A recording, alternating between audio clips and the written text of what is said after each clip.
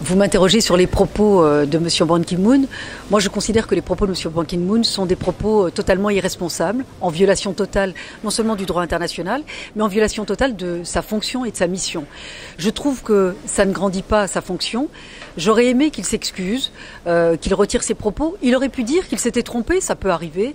Il aurait pu dire que ses propos ont été mal interprétés et les rectifier. Et je veux vous dire que ça honore toujours quelqu'un. Et ça grandit quelqu'un quand il s'excuse, quand il reconnaît qu'il a fait une erreur. Il ne le fait pas. Je trouve que ça ne le grandit pas lui. Je pense que ça affaiblit la fonction. Ça nuit quand même, ça altère un peu aussi sa mission, mais ça ne le grandit pas lui. Alors il est en fin de mandat, mais vous me posez la question de savoir est-ce que ça ne complique pas la situation. Moi je vais vous dire une chose. Quand vous avez un peuple fort, un pays fort, un dirigeant fort, un leader, que tous ceux qui essayent de s'attaquer à l'unité et à l'intégrité territoriale du Maroc en seront toujours pour leurs frais. On a vu la mobilisation. D'ailleurs, M. Ban Ki-moon y a répondu, parce qu'il a dit qu'il a été blessé et heurté.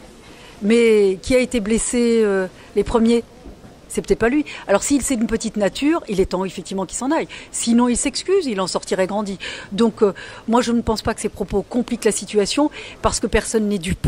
Vous avez vu les réactions internationales, y compris celles des États-Unis, mais moi je vois en France et en Europe de nombreuses personnalités politiques ou pas d'ailleurs. Regardez la tribune qu'a faite Jacques Attali dans l'Express sur son blog. Il le dit très clairement en disant ça n'est pas des propos à tenir par le secrétaire général de l'ONU. Donc tout le monde, y compris, moi j'ai entendu au Parlement européen, même des personnes, des parlementaires qui ne soutiennent pas le Maroc dans divers types d'affaires, ont été choqués par les propos de M. Ban Ki-moon en disant que les propos n'étaient pas, que c'était des propos déplacés.